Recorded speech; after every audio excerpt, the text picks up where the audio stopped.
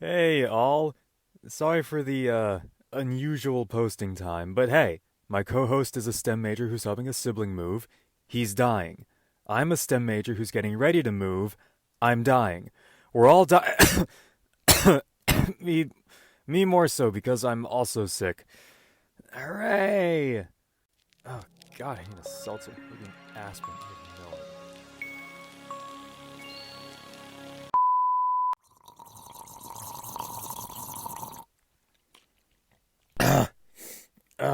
Alright, let's dive in.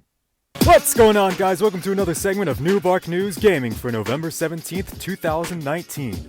We're covering the extensive gaming news from the past week, so sit back and relax while we help you get started on your coming week.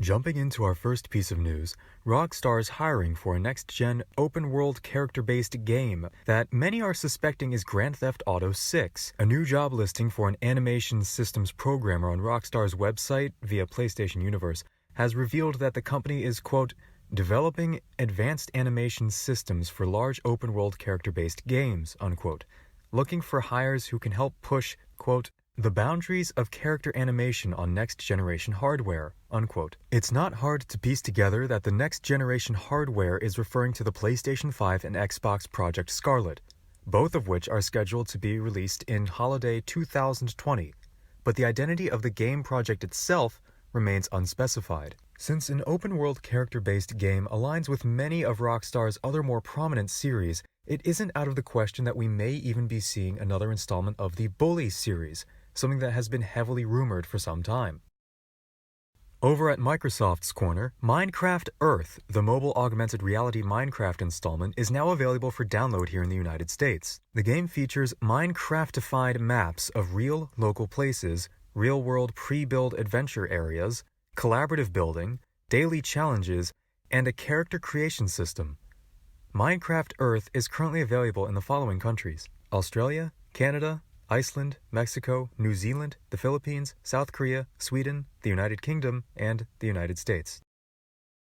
Elsewhere at Microsoft, Bleeding Edge, the upcoming team-based brawler from Hellblade developer Ninja Theory, will be released on March 24th, 2020. At least, that's the case according to a Microsoft store page that went live for a bit too early on November 15th. The page has since been taken down, but not before it was spotted along with the relevant details. Prior to the game's release on March 24th, the store page notes that there will be 2 closed betas for Xbox Game Pass members and those who pre-order. The first beta kicks off on February 14th, with another following on March 13th. Last thing on this week's Microsoft beat, the Xbox One made a turnaround on the 8th generation stage following the launch of the smaller, sleeker, and all-around improved Xbox One S. It didn't take long for this console to become the cheapest entry into the 8th generation. And it still is! They can't give these things away at most places, and if you keep your eyes peeled, you can snag a used one right now for around $150. I remember getting mine for ridiculously cheap a couple years back on Black Friday, picking up the Forza Hot Wheels bundle for around only $120 from Target, if memory serves correctly. Which is why it's so ridiculous that the 2019 Xbox One S Black Friday bundle being promoted at the moment is around $300. Granted, this bundle is for the 1TB Xbox One S and includes 3 games and an extra controller. But when I go into details, grab a bucket, you're going to be nauseous. Got the bucket? Okay, the 3 games included are NBA 2K20, Madden 20, and FIFA 20. Oh, and the extra controller? Wired. Yeah, it doesn't sound like so hot of a deal now. Don't get me wrong, I'm not just saying that mainline sports games are rubbish video games that aren't worth playing. I'm saying that mainline sports games are rubbish video games that aren't worth playing, and, from a pure value standpoint, these games are going to be worthless in every sense of the word by the time next year rolls around. It's just a fact. So this deal is inherently worthless, unless you're someone who is already planning to purchase a new 1TB Xbox One S. Black Friday will be here before you all know it. We at New Bark Network, well, myself at least, are all about snooping out the best Black Friday deals and discounts, which is why it pains me to see that Nintendo is still refusing to budge on Nintendo Switch hardware costs. Forbes reports that in a recent investor call, Nintendo president Shuntaro Furukawa addressed a range of issues, including the idea that we shouldn't expect to see the price of the Switch to drop past the initial $299.99 anytime soon, or the price of the Switch Lite to drop past $199.99. Furukawa said, quote, "We want to maintain the value of our products and sell them at the current price points for as long as possible, so we have no plans to reduce prices at this time." Unquote. He also added that the company would aim to increase profitability through amounts sold rather than reduction in cost. This explains Nintendo's official Black Friday bundle, which is the same one from last year. It's a discount that offers a free game where the standard box does not, but it doesn't move the sticker price at all. It's still $299.99, and it's expected that the Nintendo Switch will keep its launch MSRP through the next year, which is impressive for any piece of hardware, and that also somewhat speaks to Nintendo's true strengths, especially in terms of brand and marketing. It's obvious, an offering of an arguably underpowered, mostly portable platform selling at that price would be considered quite outlandish and distasteful if it were to be done by any other company. But not for Nintendo, who have the overwhelming levels of quality and fan loyalty that they do, and we can see it from the numbers. In late 2017, the Nintendo Switch was the fastest-selling console in United States history. And in November 2018, it was the fastest-selling of all 8th-generation consoles in the United States. So, yeah, the Nintendo Switch is still selling like hotcakes despite both its seemingly high entry price and, as discussed, lack of discounts. So, from Nintendo's perspective, what they're doing right now with the costs is simply pure logic. If somewhat annoying to those who want to branch to the Nintendo ecosystem at the moment.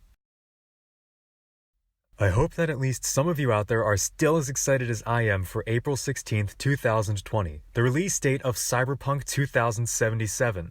One of the game's biggest footnotes is that Keanu Reeves would be taking a role of an assumably prominent in-game character named Johnny Silverhand. GameSpot reports that The Matrix and John Wick lead actor loved his role and the project so much, he'd successfully pushed for Silverhand to have more roles than the developers initially intended. Evidently, Silverhand's recording time had been doubled thanks to Keanu's input, and Reeves seems to be, quote, very passionate about the project and the role he's playing, unquote. So if you're one of the few people unexcited for the impending release date, maybe the fact that there's now going to be twice as much Keanu Reeves will push you over. Games Radar reports that The Legend of Zelda, Breath of the Wild 2, is tentatively scheduled for 2020 according to a recent leak. Twitter user Sabi is a fairly trusted source when it comes to video game leaks, previously leaking a good chunk of news from E3 2019 before it was officially revealed. I, for one, take anything a simple tweet says with a grain of salt, but at least Sabi admits that you should as well. However, it is worth noting that there are a few job listings that seem to suggest Nintendo is putting a bigger focus on dungeons in Breath of the Wild sequel. The company recently shared Japanese listings for terrain designer and level designer contract positions, both of which mention dungeons. The terrain designer position will work on parts of the game such as field dungeons, and the level designer will work on game event/dungeon/field planning. The latter position will also help with work creating and tweaking enemies, in case you were worried that the sequel wouldn't expand on The Legend of Zelda Breath of the Wild's relatively limited cast of enemies. While the previous Breath of the Wild games had a collection of dungeons and puzzles, it is widely agreed that they simply don't match the scope of the sprawling dungeons of previous Legend of Zelda titles. In other news, Bioshock 4 is all but confirmed in a wave of recent leaks, job listings, and comments by Take-Two itself.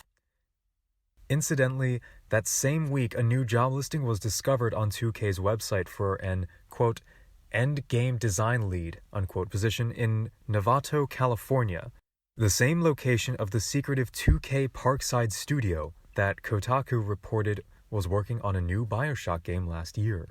The position reveals that 2K is looking to, quote, build a post-narrative set of systems, quests, and player progression that gives our fanatic fangirls and fanboys more content to experience on an ongoing live service basis, unquote, suggesting that this sequel to 2013's Bioshock Infinite could be heading in the direction of many games as a service titles like Destiny 2 and Ghost Recon Breakpoint. I don't get it, guys. Why aren't you clapping? It's unclear when we might hear anything more official from 2K itself about this new title, but with both PlayStation 5 and Xbox Project Scarlet due to launch next year, it's entirely possible that the future of BioShock is a next-gen exclusive. Just when you thought there'd be no new Death Stranding news, it was recently revealed that sound effects from, of all places, Home Depot was instrumental. Get it? Because it's sound. Okay.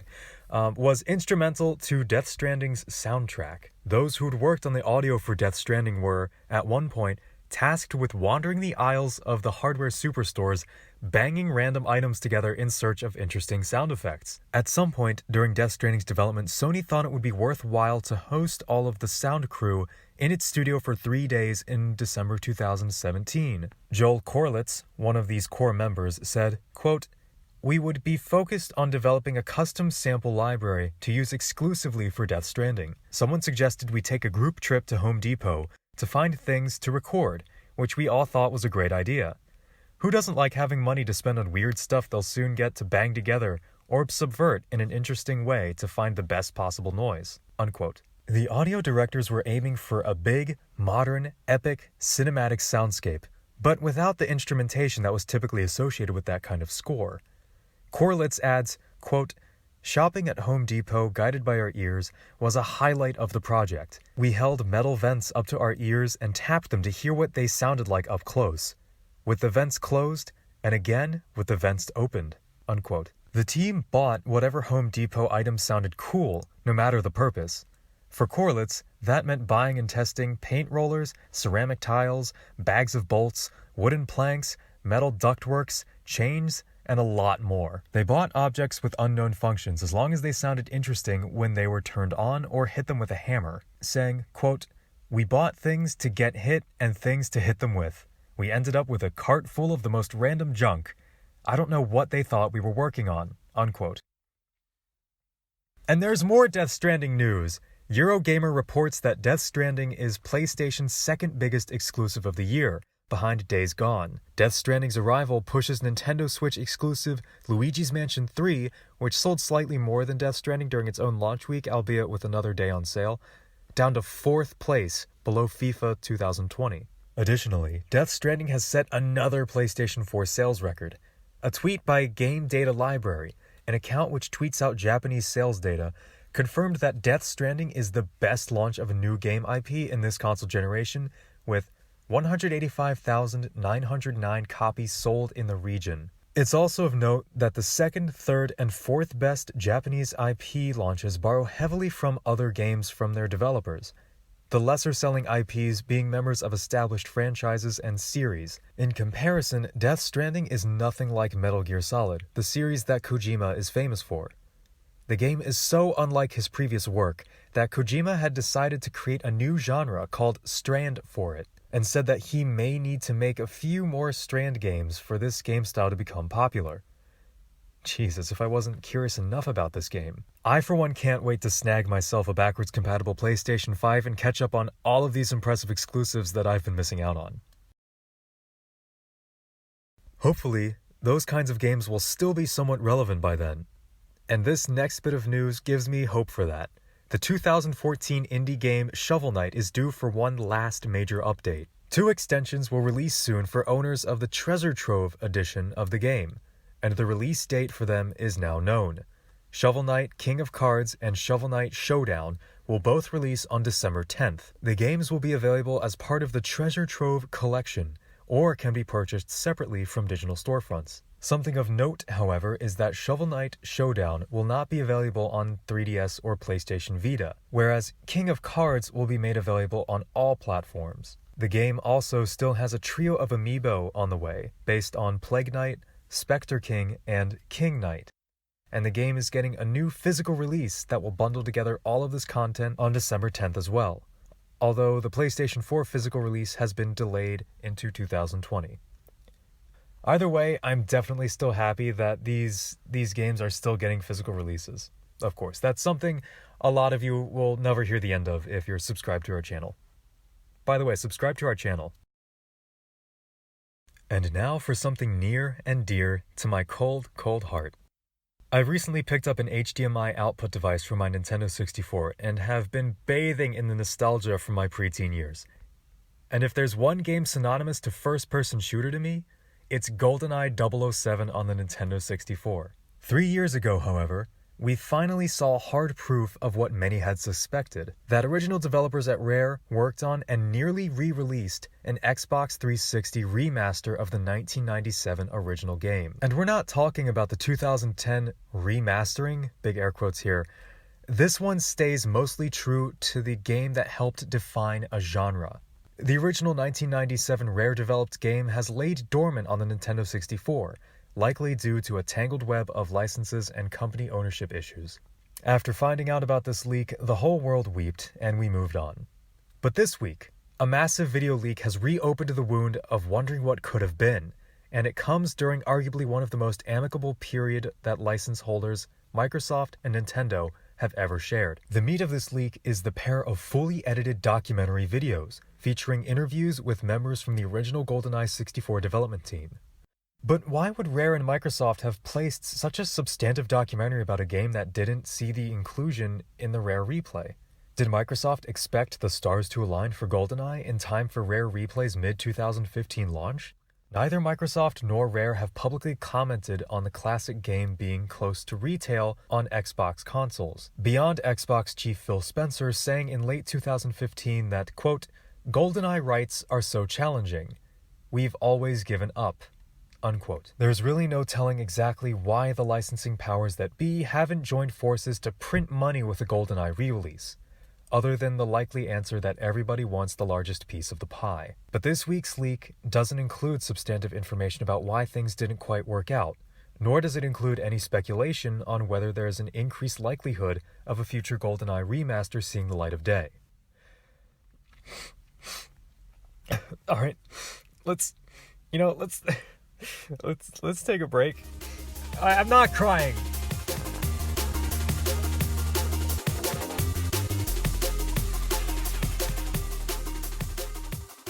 Remember when we were shaking in our boots because of the launch of Stadia? Remember the terrible future it promised, in which you wouldn't have a physical console or physical games to play your games on, instead just streaming them to you? Remember all of those star-reaching specs that we were shown at launch, that we were promised? Well, we're laughing now. The streaming game platform's newly announced launch lineup is the whole reason we're laughing.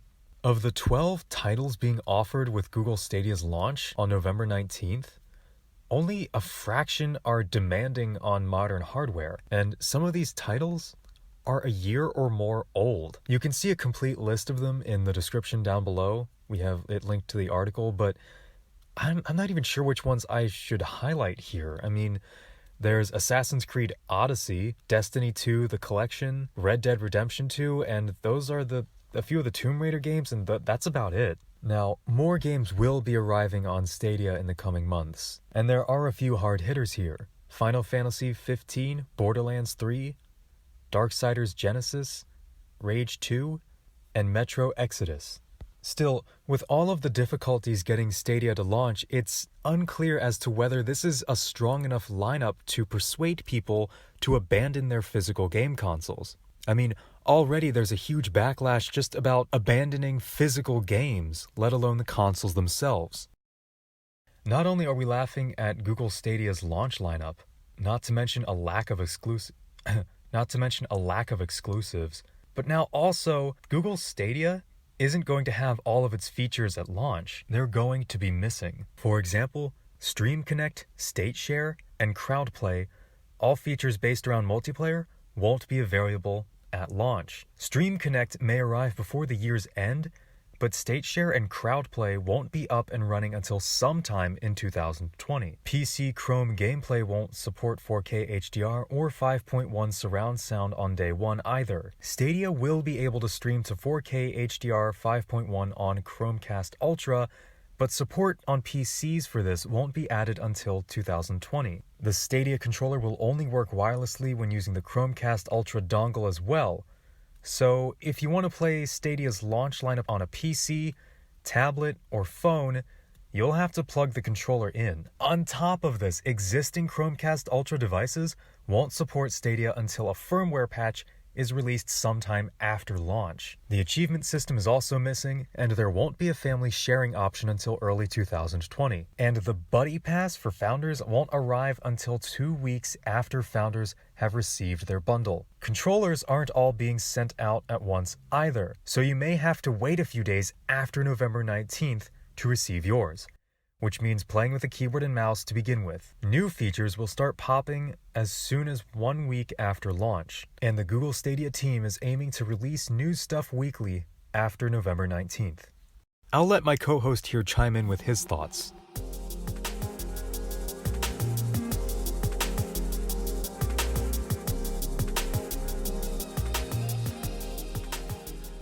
Since Logan is no longer flying solo this week, you know there was no way we were getting out of talking about the great Sony senpai. On November 10th, Let's Go Digital reported on a recently discovered Sony patent with the INPI Patent Office of Brazil for some sort of a cartridge. It is important to note that many other patent filings, including those that led to PlayStation 5 console specification rumors, have also come out of this office. The cartridge was designed by Yujin Morisawa, the senior art director for Sony Interactive Entertainment, and who has also had some level of responsibility in everything associated with the PlayStation brand, which includes the PlayStation 5 development kit. This is naturally creating buzz around the internet, as the most recent Sony-based console to support any form of cartridge-based media was the PlayStation Vita, which has been out of production for some time now. One may then ask themselves if, despite Sony's continued expression of disinterest towards the portable gaming market, if this patent leads into the possibility of them working on another handheld platform, as despite the Vita's poor overall sales, it did develop a very loyal, if small, fan base, and is considered by most as having been a wonderful companion platform to the PlayStation 4. So with the PlayStation 5 roughly a year from launch, could Sony be considering the possibility of a comparable companion platform for their newest home console? Also, keeping in mind Nintendo's continued success with platforms such as the Switch and the Switch Lite, both of which are portable consoles, and Sony's dominance in the home video game market, particularly compared to the position when the Vita launched in 2011, and the possibility of another Sony handheld may have a stronger glimmer of hope than one would initially think. Another common theory as to how this patent may be used builds off its designer's previous work on the PlayStation 5 development kit and the knowledge that the PlayStation 5 will have hardware optimized for solid-state drives. Bearing both of those facts in mind, many outlets are wondering if this patent is for some sort of proprietary SSD to allow players to have expandable storage for the PlayStation 5, while still allowing the potential for custom system architecture around a custom SSD of Sony's own design. While both of these theories prove interesting and countless others could be made as to what this patent is for, similar speculation and rumors also surfaced back in 2017 when a console patent by Sony was discovered for what turned out to be a toy released in Japan by the name of the Sony TOIO, potentially pronounced Toyo. Given the limited information at hand, only time will tell what happens with these new, quote-unquote, PlayStation cartridges, if you will. And speaking of Sony Senpai, as more information has continued to surface regarding Sony-owned renowned gaming studio Naughty Dog's upcoming release, The Last of Us Part 2, one of the most controversial bits of information to come out about the game was in regards to its lack of online multiplayer. Naughty Dog had announced their excitement about this aspect of the game back in 2018 at E3, with Representative Anthony Newman having stated, quote, "There is going to be multiplayer with the game. We're really excited to share details about it, but that's going to be at a later date," unquote. But more recently, the company has said they needed the entire team's focus in order to achieve their vision for the single-player experience, but also didn't completely close the door for fans of the original The Last of Us's multiplayer, having said, quote, "You will eventually experience the fruits of our team's online ambition, but not as part of The Last of Us 2, unquote. A recent job listing on Naughty Dog's website is seeking an online systems programmer. Now, given the love of the factions multiplayer in the original Last of Us, and the team's excitement over the work they had started on the sequel's multiplayer, it's very possible this listing is to get some people on board to create some sort of multiplayer expansion, or even separate entry in the series. That being said, Naughty Dog is also the developer behind another massive Sony intellectual property, being Uncharted, which has not seen a release since 2017's The Lost Legacy. With the success of the series and a movie being in production, it is hard to fathom Sony completely retiring the franchise, despite having left a well-concluded ending to the protagonist Nathan Drake's storyline in 2016's Uncharted: A Thief's End. Since Uncharted also sported a multiplayer mode and has been somewhat quiet for a while, it is also possible the hiring could be related to this series. Regardless of what project this hiring is tied to at Naughty Dog, fans of the studio's work can be sure to be excited about whatever they have in store for us next. Speaking of Uncharted, Sony continues work on what will be the first film from their PlayStation production studios based off the popular third-person action-adventure game. It was announced earlier this week that the role of Victor Sullivan, better known as Sully, will be portrayed by 48-year-old Mark Wahlberg. This continues the pattern of a younger film cast when compared with even that of the first game, as Wahlberg's character is implied to have been in either his late 50s or early 60s. Tom Holland, age 23, falls into a similar pattern in terms of age, as the character he is set to portray, series protagonist Nathan Drake, was likely somewhere around age 30. This, however, makes sense, as last we heard, plot-wise the movie is to follow a story of Drake and Sully on their first adventure, which would have come years before the first game. This information on the game's story was gathered before the most recent shift in directors from Dan Trachtenberg to Travis Knight of Bumblebee fame. Now sporting a strong duo of lead actors and hopefully a stable director, the film is currently set to debut on December 18th of 2020, barring any further delays. Now let's go ahead and switch gears to what has probably been one of the strangest games announced in the past decade or so. Kaita Takahashi of Katamari Dynasty and Nobi Nobi Boy fame's latest project, Wadum, has received a release date of December 17th later this year, with releases coming to PC via the Epic Games Store and to the PlayStation Store.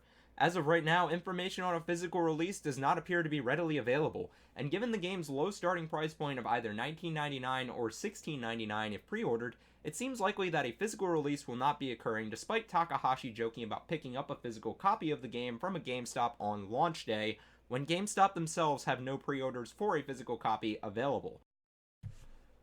For those interested in a zany and refreshing fun-driven experience, Wadum features a cast of characters ranging from food items to trees to toilets, with over 100 playable characters in total. The game is set to have a soundtrack that bends to your location when your location is equivalent to a person, and to have similar themes to Death Stranding about unity when Takahashi was asked. It's been a long time in waiting for fans of Takahashi's work, as the game was announced in 2014 and cancelled by Sony before publishing duties were picked back up by Annapurna Interactive, thus leading us to the upcoming release in December. For PC gamers out there, industry analysts are speculating the latest high-end graphics cards from Team Green, better known as Nvidia, are likely to be unveiled at GTC in March of next year before becoming available sometime around Computex 2020 in June. The new cards, likely titled the RTX 3080 and 3070 respectively, would be touting Nvidia's 7nm Ampere architecture, which boasts the potential for significant gains over the current Turing architecture that can be found in front-running cards from the company such as the RTX 2080 Ti. Nvidia's founder, Jensen Huang, has been in no hurry to bring the cards to the market due to Nvidia's current monopoly on the high-end graphics card market, failing to present them with a need to bring out something greater. However, rival Team Red, better known as AMD, have been touting a new card they are bringing next year that is said to be high-end, ray tracing, and a quote, Nvidia killer. Such actions by AMD are likely an influencing factor if this speculation proves to be true about Nvidia releasing new GPUs next year. The Ampere technology that is to be found in these cards is said to be able to provide significantly better ray tracing performance, improved rasterization, higher video RAM and clock speeds,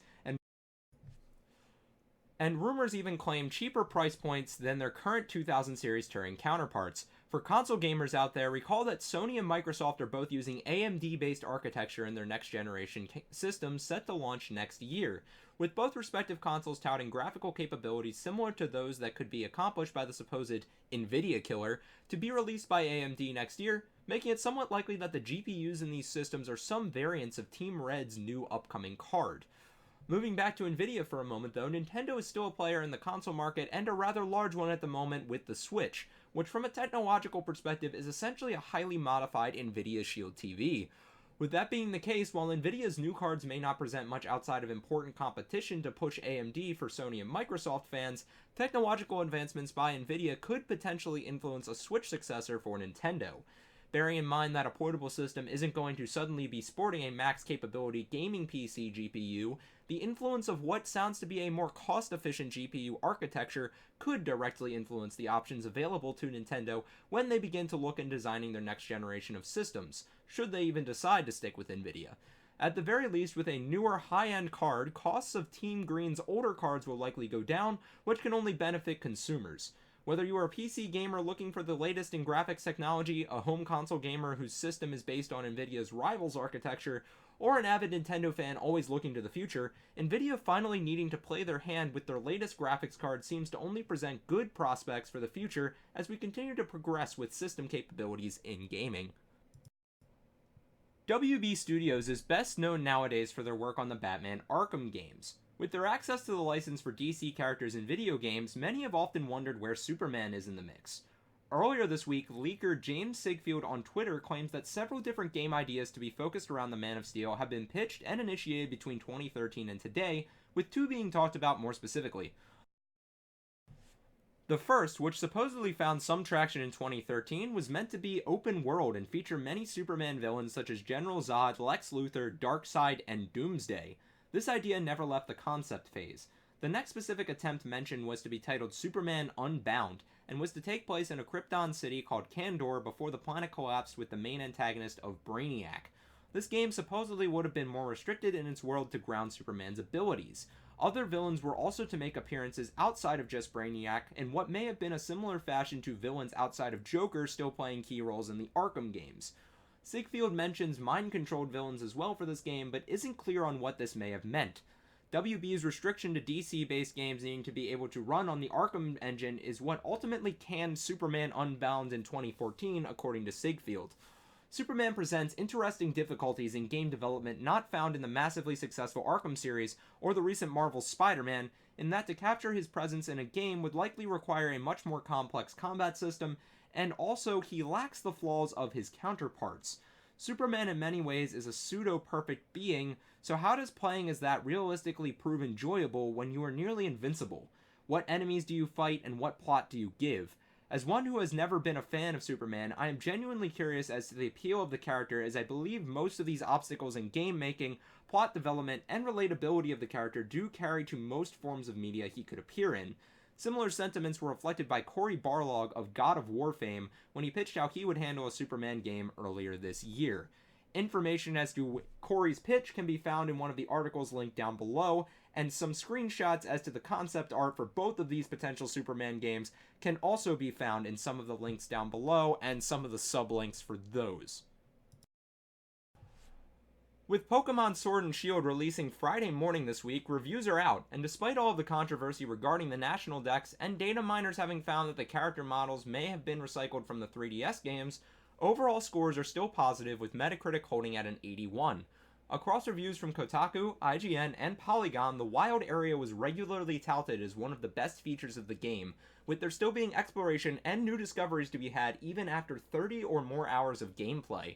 When this is mixed with the Let's Go styled mechanics of being able to see Pokemon roaming free in the wild, daily changes to weather, NPCs, Pokemon to be found, and items, and the reviewers agreed that the experience was unique to the franchise and something that truly captured one of the better realizations of their Pokemon fantasies. Other commonly touted sets of features included quality of life improvements such as XP candy, an improved fast travel system that wasn't walled behind later game badges, the ability to camp out when exploring to restore HP and PP, a variety of ways to gain XP, and the lower emphasis on random encounters. Casey DeFreitas of IGN describes the impact of such features as follows, quote, "The way they respect my time is wonderful, and the removal of monotony from random encounters and other odds and ends distills it down to only the pure and charming fun of capturing, training, and battling wonderful creatures," unquote. Gita Jackson of Kotaku expresses a similar sentiment, stating, quote, "The magic of Pokemon is that it lets you tap into a sense of wonder that becomes more and more difficult to access as an adult. Sword and Shield do that more successfully than any Pokemon release has in years," unquote. Other positive points of note were that at times the game still proved challenging, something many fans were concerned with. Given the omnipresent nature of the EXP share in the game, XP candy, and Dynamaxing/Gigantamaxing, on paper the game seemed that perhaps it could be the easiest entry in the series, when the reviewers' sentiments seemed to oppose this. The game firstly restricts Dynamaxing during the story primarily to just gym battles, where the player will be facing other Pokemon who have also Dynamaxed. Secondly, the previously mentioned features seem to encourage experimentation and exploration in one's team building within the game to meet challenges rather than the monotonous level grinding of old. Thinking and strategy within the game are emphasized over brute force, as reflected in Jackson's review for Kotaku when speaking of the battle with one of the gym leaders. Quote, "I tried to brute force it by overleveling. No dice. I changed up my team, grinding some more to bring them up to speed. Still not working." Unquote. And then for a quote that continues further along in the review, quote, "I had to change up my strategy. For the first time in my adult life, I was seriously thinking about strategy in a Pokemon game, and I had a blast doing it." Unquote. Additionally, it would appear based on these reviews that raid battles present the next level of challenge and strategy for those seeking it, as the player faces Gigantamax Pokemon that must be defeated in 10 turns or less without losing 4 Pokemon. The difficulty of these is touched on by Nicole Carpenter of Polygon. Quote, "I was able to participate in max raid battles with non-playable characters. They started off easy but ramped up quickly as I leveled up. 5 gyms in, I was no longer able to skate by with just any Pokemon. I had to use strategy to adjust to my fellow trainers' choices and limitations, which made the battles more compelling." Unquote. The overall atmosphere of England through the lens of Pokemon is also said to be quite nice, even if the battle music falls short of the standard set by the town and overworld themes, and the wild area's visual appeal is somewhat limited. Amongst these general praises, many criticisms do also exist. Firstly, the lack of the complete Pokédex, as has been known for months now, is a feature many fans aren't fond of, as previous entries in the series have never dropped previous Pokémon from being available through some means in the game. Additionally, with this being the first Pokemon game available on quote-unquote home consoles, many were hoping for far more impressive visuals along the lines of other first-party Nintendo titles this generation, such as Breath of the Wild. While the game falls short in this department, the reviewers do note that it is still a sizable improvement over the previous entries on the 3DS.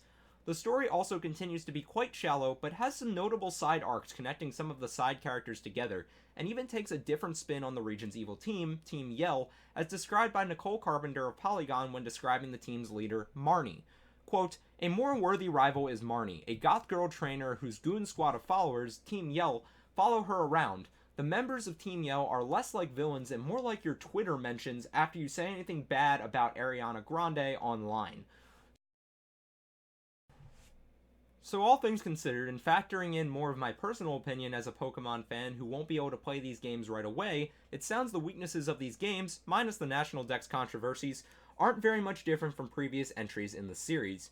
Graphically, we were always used to Pokemon games being on handhelds that were much weaker than their console counterparts, so this is still a significant upgrade. Story-wise, the mainline games have never been very deep outside of Generation 5, so to even hear that there is some interaction between side characters for their development, and subplots are even present, is arguably better than average for a Pokemon game.